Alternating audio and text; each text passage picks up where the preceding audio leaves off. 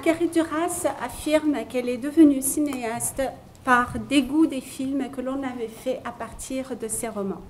Cette affirmation exprime une volonté nette de se distinguer du cinéma ordinaire, représentatif, narratif et commercial pour faire un autre cinéma, un cinéma de l'absence radicalement différent qui met en scène dans un décor désaffecté et habité par la parole l'exténuation de toute présence et la virtualité de toute représentation du réel.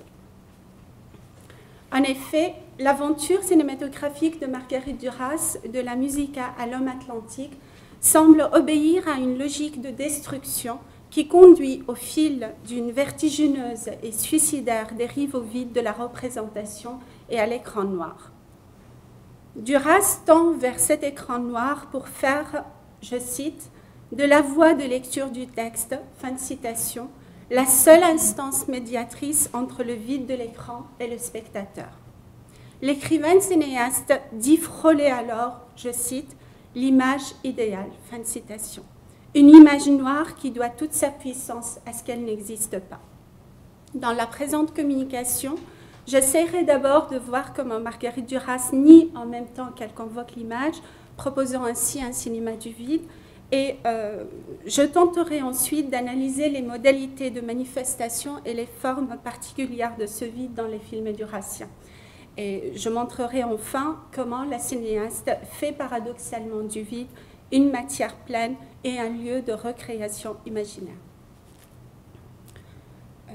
Interroger le cinéma dans son rapport au vide, c'est aborder une notion qui met profondément en jeu l'art cinématographique. Au nom d'un positivisme myope et d'un illusionnisme consolateur, le cinéma traditionnel a été perçu en termes d'effets de présence et d'impression de plénitude. Quelle que soit la fragilité de son support, l'image cinématographique posséderait, dans la perception classique, donc l'image posséderait une logique assertive. Elle enregistre, reproduit et exprime le réel. Centrée et pleine, l'image véhiculée par la représentation classique suscite l'impression d'une surenchère du visible, d'un supplément du réel qui remplit le cadre et interdit toute émergence du vide. Loin de retrancher, le cinéaste classique s'efforce d'en rajouter sur le réel, de combler les manques du visible par l'utilisation de codes de figuration qui, du jeu de la perspective jusqu'au recours aux figurants en passant par le principe de centrement, contribuent à remplir l'espace représenté et à donner l'illusion de sa profondeur et de sa compacité. Ainsi, une véritable logique du plein surdétermine le fonctionnement du cinéma traditionnel et congédie tout ce qui pourrait nuire à l'actualisation de l'univers homogène, cohérent et ordonné que l'image filmique a pour vocation de refléter. Mais le cinéma de Marguerite Duras se situe précisément à l'encontre de ce cinéma classique. En effet, le projet artistique durassien s'inscrit dans une nouvelle esthétique cinématographique qui s'expose à l'évidement du champ et au dépeuplement des salles et tend vers un cinéma informé et régi en grande partie par la logique du vide. Comme le montre José Moore, le cinéma durassien, à l'instar de tous les cinémas dits de la modernité, relève d'une part d'une tentative pour parvenir à un interdit de la représentation et d'une autre part d'un deuil qui s'est imposé après la Seconde Guerre mondiale. On y cherche à vider l'écran de ses effets de plénitude à l'aide de symptômes du vide. Je cite, « S'il est une esthétique du vide au cinéma, c'est donc du côté de la modernité qu'il convient de la chercher, dans les images et au revers du cinéma narratif, là où le miroir de la représentation ne renvoie au spectateur que l'image lacunaire de sa propre défaillance, le reflet schizophrénique de son propre regard, l'empreinte raréfiée, sous-définie d'un monde désaffecté que l'horreur historique de la guerre et le déficit métaphysique du vide métaphysique de la pensée philosophique ont rendu étranger à toute actualisation. » Fin de citation. La recherche du vide mène le cinéma jurassien donc à s'interroger sur sa propre essence et à s'opposer à toute représentation du monde du dehors de manière pleine, transparente et significative. Il apparaît alors comme un cinéma du manque qui se caractérise par sa méfiance à l'égard du visuel et par son intérêt pour ce qui est peu montrable, pour ce qui s'exprime par son absence et par son intérêt, donc par ce qui s'exprime, par son refus à toute représentation du monde de manière pleine et transparente et significative. Mais il apparaît donc comme un cinéma qui se caractérise par sa méfiance à l'égard du visuel et par son intérêt pour ce qui est peu montrable donc, et pour ce qui s'exprime par son absence et son inexistence. Dans Duras Film, la cinéaste affirme ceci, je cite, « On atteint là à un paradoxe essentiel du cinéma, c'est par le manque qu'on dit les choses, le manque à dire, le manque à voir. » Fin de citation. Donner à travers la vacuité et ses effets corps à l'absence, rendre manifeste l'impossibilité de l'image à adhérer au réel, tel est le projet cinématographique qu'a poursuivi Marguerite Duras. En me basant sur certains films, j'analyserai maintenant comment Duras s'est attaché à désigner le vide et à faire de cette désignation l'un des énoncés principaux de son cinéma et l'un des enjeux essentiels de son écriture filmique. L'image cinématographique chez Marguerite Duras inscrit la perte et le manque à voir. Ceci serait paradoxalement présent à travers le décalage entre l'image visuelle et l'image sonore, décalage qui caractérise la majorité des films durassiens. Ce décalage participe des jeux de déconstruction de la représentation. Ainsi, dans India Song, Marguerite Duras a porté son cinéma jusqu'à son point limite où la représentation, dans un rituel funèbre organisé autour de la mort d'Anne-Marie Strater, livre ses derniers éclats et où l'image cinématographique se déréalise, se dépouille de sa prétendue positivité ou présence ontologique pour se nourrir de l'absence qu'elle invoque et pour s'exposer à travers un jeu d'écart mouvant entre la voix et l'image. Mais cette mise en échec de la reconstitution dans India Song, loin de conduire le cinéma de Duras au dépouillement absolu, au vide, a donné naissance à une œuvre fascinante qui tire son pouvoir de fascination de la splendeur visuelle, de la richesse sensible, sonore et visuelle, qu'elle réverbère sous forme d'échos et de reflets qui emplissent l'image tout en la déréalisant. Comme le souligne Dominique Noguès, je cite, India Song n'est pas le lieu du rien. India Song n'est pas arrêté au sublime, n'est pas entièrement dans l'intelligible. India Song reste dans le sensible admirablement. Fin de citation. Et c'est à cette plénitude sensible, certes déréalisée, que va s'attaquer Duras dans ses films suivants, comme si, après le succès d'India Song, elle avait éprouvé le besoin de s'engager sur une voie plus radicale, celle de la mise à mort de la représentation, et ce, en détruisant India Song par un contre-film. De sorte que la cinéaste entreprend de tourner en 1976 Son nom de Venise dans Calcutta Désert, qui apparaît, à mon sens, comme à la fois la reprise et la destruction d'India Song. La bande son d'India Song, intégralement réutilisée et intacte, défile sur ou devant une bande d'images vides et lézardées, réduite à des vues aléatoires et opaques, d'un décor, château et parc, inhabité et complètement en ruine, qu'une caméra parcourt comme si elle cherchait, après le désastre d'une représentation passée, les traces ou les scories d'une histoire morte et à jamais enfuie, tandis que résonne, je cite, sa bande de son d'India Song dans un décor désert. Fin de citation. La démarche créatrice apparemment suicidaire à laquelle s'astreint Duras dans Son nom de Venise dans Calcutta Désert semble être, comme le rappelle Michel Ménil, je cite, le résultat de l'insatisfaction qu'elle avait ressenti devant India Song. Bien qu'elle eût au maximum évidé son film, il restait plein. Il fallait atteindre à la nudité, à la pauvreté totale. Il fallait donc un premier film tourné en second et c'est celui-ci, son nom de Venise, qui ouvre celui-là, India Song, brisant le charme et l'éparpillement pour mieux laisser à la lecture poétique de chacun le soin de le recomposer. Fin de citation. Pour détruire India Song, c'est à la bande image, au peu de matière visuelle qui avait permis à la représentation, certes déréalisée, de prendre, que Marguerite Duras s'attaque. Elle supprime de la sorte les acteurs délégués pour la reconstitution, brise les miroirs dans lesquels ils se reflétaient, se dédoublaient ou disparaissaient, détruit le décor et efface par une lumière exténuée ou exaspérée et par les parcours aléatoires de la caméra l'espace scénique lui-même.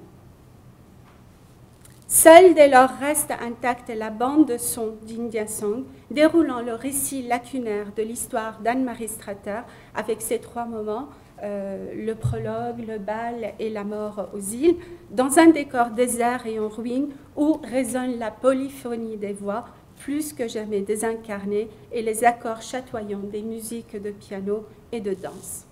Mais là où la bande-son d'India Song se terminait sur les paroles de la voix féminine, plan 72, évoquant la disparition d'Anne-Marie Strater, je cite, « C'est sur la plage qu'on a retrouvé le peignoir. La chaleur était redevenue celle de Calcutta. » Fin de citation. Paroles d'abord accompagnées à la fin du plan 72, puis relayées au plan 73 et 74 par le chant en sourdine de la mendiante et sur l'air de piano au piano qui constitue le générique de la fin d'India Song. La bande de son nom de Venise dans Calcutta désert fait se prolonger encore quelques instants le récit après la disparition d'Anne-Marie Strater et les dernières paroles de la voix féminine. Je cite, « La chaleur était redevenue celle de Calcutta », fin de citation, pour faire entendre deux voix masculines qui, dans un long dialogue, reviennent sur l'histoire énigmatique et le long périple de la mendiante folle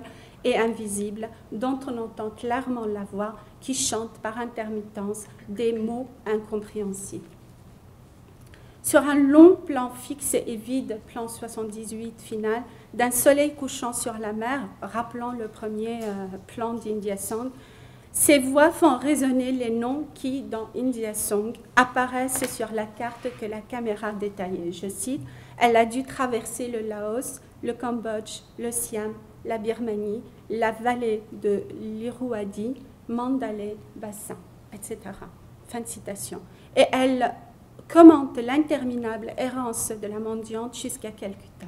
Je cite, « Il ne doit pas s'agir d'une seule marche, mais de centaines, de milliers de marches. La faim qui chasse toujours plus loin. Quand elle arrive à Calcutta, c'est déjà trop tard. La tête est déjà vide, le cœur est mort. C'est là qu'elle se perd peut-être. Elle a toujours cherché à se perdre depuis le commencement de sa vie. » Fin de citation.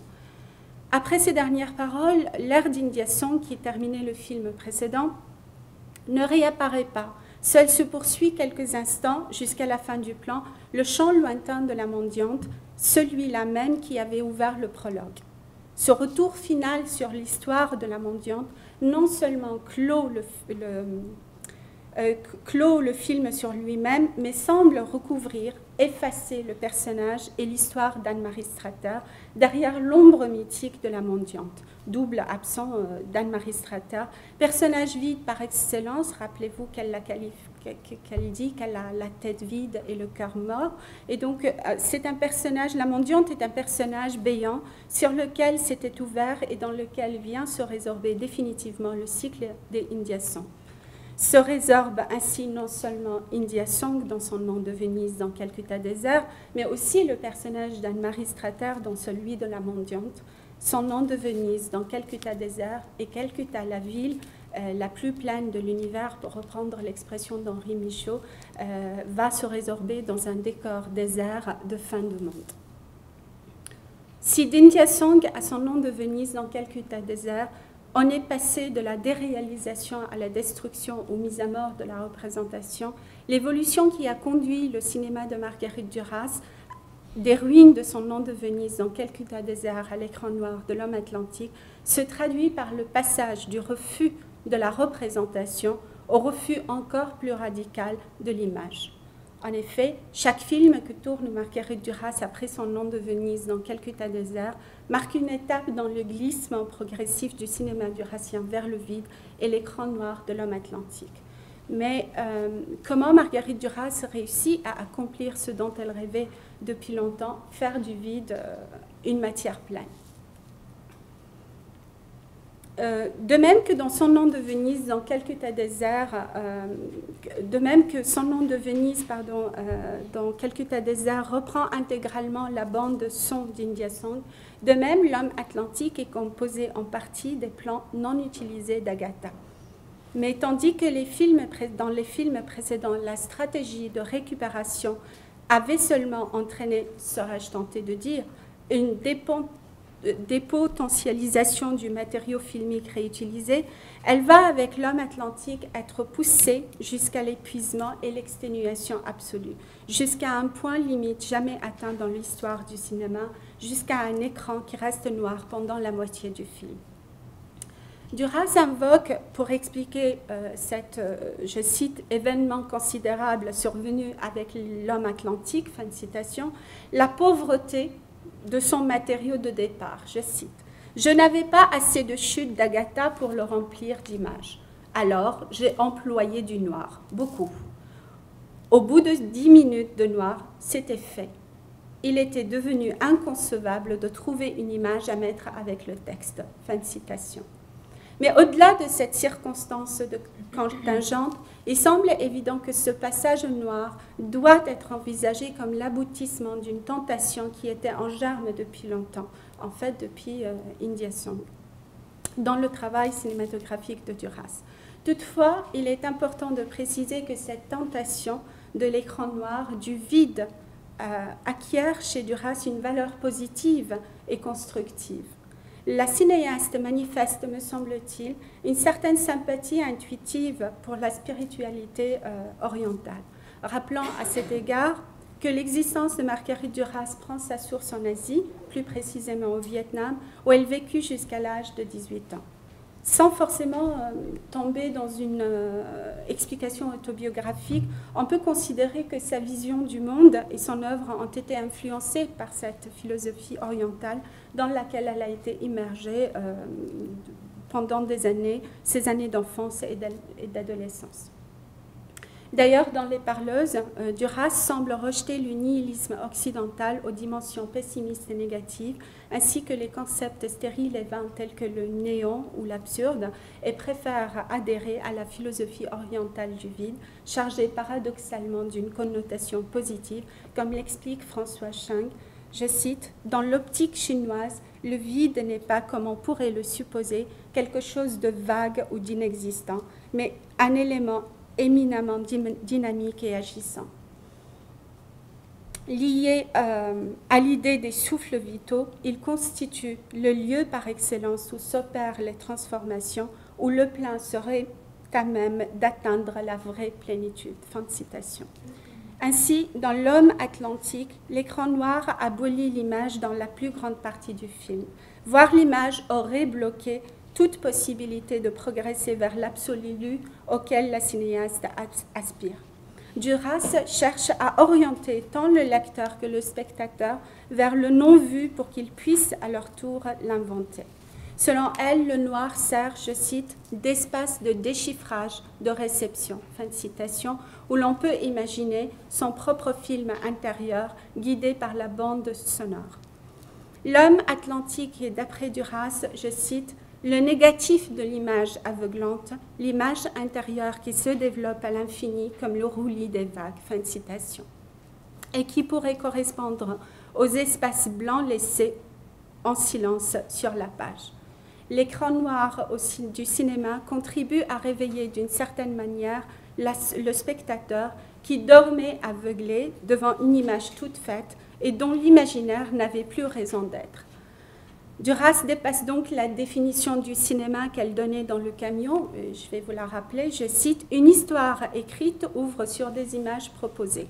Quant au cinéma, on l'a réduit à une seule image, c'est une espèce de prise de pouvoir par rapport au spectateur. » Fin de citation. En utilisant l'image noire, En exposant son film au vide, elle rend donc au spectateur toute liberté de création. Le vide est dès lors un lieu de recréation imaginaire, de renaissance. C'est le lieu du possible, du fantasme aussi, et il s'oppose à la réalité extérieure, lieu de la finitude, du fermé et du définitif. Et pour conclure, donc, je dirais qu'à l'instar du cinéma moderne, qui violente les normes classiques en vidant l'écran de la plénitude qu'autorise l'effet de réel, les films duraciens privilégient la vacuité à l'encombrement de l'écran. Cette vacuité permet à la cinéaste d'atteindre le point zéro, sorte de point d'appui à partir duquel un nouvel élan est possible. Le vide est utilisé alors comme symbole du tout et du rien, de la présence au-delà de l'absence, et il en vient donc à représenter toutes les possibilités à la fois. Merci pour votre attention.